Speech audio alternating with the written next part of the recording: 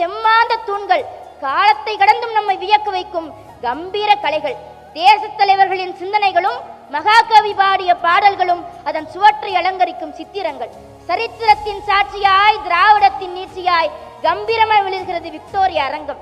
இதன் ஒரு கல்லும் கதை பேசும், ஒவ்வொரு வளைவும் ஒரு வரலாற்றை பேசும். தமிழ்நாட்டில் கட்டிடக்கலையை பாதுகாத்ததை மெருகேற்றுவதே எங்கள் முதல்வரின் ஆட்சி. அதற்கு இந்த விக்டோரியா அரங்கமே ஒரு சாட்சி.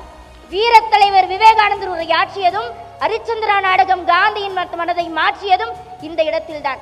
முத்தமிழறிஞர் கலைஞருடைய துறைக்காவியமாக மாறிய பம்மல் கே சம்பந்தம் அவருடைய மனோகரா நாடகம் அரங்கேறியதும் இந்த இடத்தில்தான்.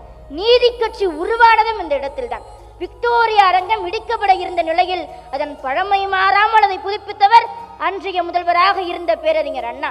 அதன் பொலிவிழந்த பிறகு அதன் புதுப்பொலிவோடு 1997 அன்றைய சென்னை மேயராக இருந்த நம் திராவிட மாடலின் தலைவர் தமிழ்நாட்டின் முதலமைச்சர் அவர்களால் அது 2021 சிங்கார சென்னை 2.0 திட்டத்தின் மூலமாக 32,62,62,00,000 செலவில் வரலாற்றின் சின்னமாக நமக்கு மீண்டும் கிடைத்தது.